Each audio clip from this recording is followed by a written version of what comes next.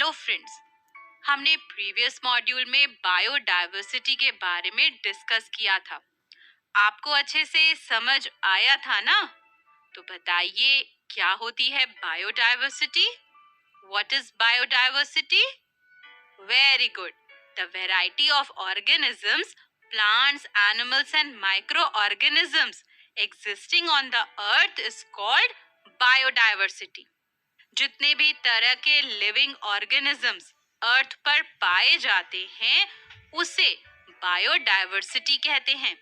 Biodiversity हमारे लिए बहुत ज्यादा इम्पोर्टेंट है।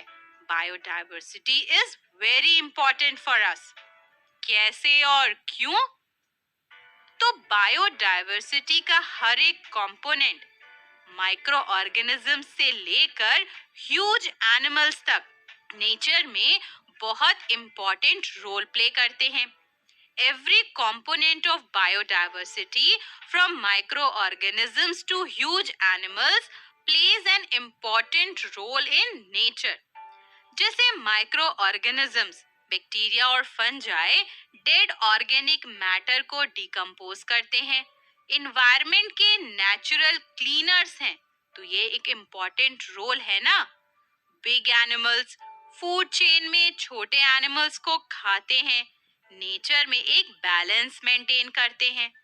जैसे अगर हम एग्जाम्पल लें लायन का, तो अगर लायन डियर को नहीं खाएगा तो अर्थ पर डियर ही डियर हो जाएंगे, है ना। तो इस तरह से बिग एनिमल्स छोटे एनिमल्स को खाते हैं। तो हर एक ऑर्गेनिज्म, माइक्रो ऑर्गेनिज्म से लेकर ह्यूज एनिमल्स एक इम्पॉर्टेंट रोल प्ले करते हैं नेचर में। फ्रेंड्स, हम ऐसे भी कह सकते हैं कि बायोडायवर्सिटी से हमारे चारों तरफ का एनवायरनमेंट मेंटेन रहता है। Biodiversity maintains the environment around us. और हम बायोडायवर्सिटी पर इकोनॉमिकली डिपेंडेंट भी हैं। We are economically dependent on biodiversity. कैसे? हमें variety of food items, cereals, fruits, vegetables, cloth fibres जैसे कि cotton, jute, wood, medicines, oils, ऐसी बहुत सारी चीजें प्लांट से, और फूड जैसे कि मिल्क, एग्स और मीट और लेदर, ये सब एनिमल्स से मिलता है।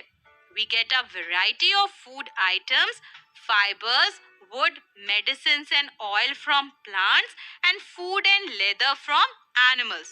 तो इसलिए बायोडायवर्सिटी हमारे लिए बहुत इम्पोर्टेंट है। या हम यूं कहें कि biodiversity is essential for the well being and survival of human kind. Biodiversity humans के लिए, उनके सर्वाइवल के लिए बहुत जरूरी है। अब फ्रेंड्स, ऐसे बहुत से फैक्टर्स हैं जो बायोडायवर्सिटी के लिए एक थ्रेट हैं, यानी जिसकी वजह से बायोडायवर्सिटी का लॉस हो रहा है। There are many causes for the loss of biodiversity. ये कॉजेज क्या हैं? ये कॉजेज हैं deforestation, illegal hunting, pollution, natural disasters, exotic species. एक बार फिर से देखें, what are the causes of loss of biodiversity? Deforestation, illegal hunting, pollution, natural disasters, exotic species. सबसे पहले हम बात करेंगे डिफॉरेस्टेशन की। डिफॉरेस्टेशन डिफॉरेस्टेशन क्या है? डिफॉरेस्टेशन मतलब फॉरेस्ट को क्लियर करना, फॉरेस्ट के पेड़ों को काटना और उस लैंड को दूसरे पर्पसेस के लिए यूज करना। So what is deforestation? The clearing of forest and using that land for other purposes is called deforestation. अब डिफॉरेस्टेशन हम क्यों करते हैं? फॉरेस्ट के ट्रीज को क्यों काटते हैं? चलिए देखते हैं। तो फ्रेंड्स, हम डिफॉरेस्टेशन करते हैं, पेड़ों को काटते हैं। पहला रीजन है बढ़ती हुई ह्यूमन पॉपुलेशन के लिए घर, फैक्ट्रीज, रोड्स एटसेट्रा बनाने के लिए। To build homes, factories and roads for the increasing human population. दूसरा है, क्रॉप्स को कल्टीवेट करने के लिए लैंड चाहिए होता है, तो ये लैंड ऑब्टेन करने के लिए ट्रीज काटे जाते हैं, फॉरेस्ट को क्लियर किया जाता है to procure land for cultivation. Third है वुड के लिए, इस वुड को फ्यूल की तरह और फर्नीचर और पेपर बनाने के लिए यूज किया जाता है। To get wood for using as fuel and making furniture and paper, all these are human made causes.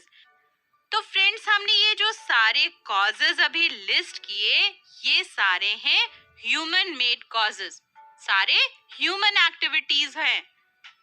Deforestation के कुछ नेचुरल कॉजेज भी हैं, जैसे कि जंगलों में आग का लग जाना या फिर सीवियर ड्राउट यानी सूखा पड़ जाना। And some natural causes are forest fires and severe drought, ये हैं नेचुरल कॉजेज। तो फ्रेंड्स, डिफॉरेस्टेशन के कॉजेज आपको समझ आ गए ना? गुड। अब बात करते हैं डिफॉरेस्टेशन के कंसीक्वेंसेस क्या हैं। कंसीक्वेंसेस यानी कि डिफॉरेस्टेशन से होता क्या है, ये समझते हैं। तो फ्रेंड्स, डिफॉरेस्टेशन से अर्थ का टेम्परेचर बढ़ता है, डिफॉरेस्टेशन से पॉल्यूशन लेवल भी बढ़ता है। फ्रेंड्स, एटमॉस्फेयर में कार्बन डाइऑक्साइड का लेवल इंक्रीज हो जाता है। हमें पता है कि trees carbon dioxide gas absorb करते हैं और ऑक्सीजन गैस प्रोड्यूस करते हैं फोटोसिंथेसिस की प्रोसेस से। अगर ट्रीज कम हो जाते हैं या नहीं होते हैं डिफॉरेस्टेशन की वजह से, तो क्या होगा? एटमॉस्फेयर में कार्बन डाइऑक्साइड गैस का अमाउंट बढ़ जाएगा, है ना? So deforestation increases the amount of carbon dioxide gas in the atmosphere, and in this way it disturbs the natural balance of gases in nature. और इस तरह से deforestation से nature में gases का natural balance बिगड़ता है। अब जब एटमॉस्फेयर में कार्बन डाइऑक्साइड गैस का अमाउंट बढ़ता है, तो टेम्परेचर बढ़ता है। कैसे? कार्बन डाइऑक्साइड एक ग्रीन हाउस गैस है, यानी ये अर्थ द्वारा रिफ्लेक्टेड सन की हीट को ट्रैप करती है और उसे एटमॉस्फेयर में रिटेन करती है। इस हीट को रिटेन करने से टेम्परेचर बढ़ता है। सो deforestation causes increase in temperature। यहाँ तक समझ आया ना? गुड। अब फ्रेंड्स, ये जो टेम्परेचर बढ़ता है, ये कॉज करता है global warming. Due to deforestation the amount of carbon dioxide gas increases। Increased amount of carbon dioxide gas traps more heat rays reflected by the earth, and this leads to increase in temperature, global warming। अब ये जो global warming हुई है, इसकी वजह से क्या होता है? अर्थ की वाटर साइकिल डिस्टर्ब हो जाती है। कैसे होती है? देखते हैं। प्लांट्स सॉइल से वाटर एब्जॉर्ब करते हैं, हम सबको पता है ना?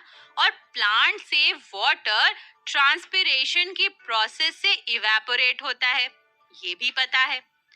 ये वाटर वेपर एटमॉस्फेयर में जाकर क्लाउड्स बनाती हैं, है ना? एक बार फिर से देखें। Plants absorb water from the soil.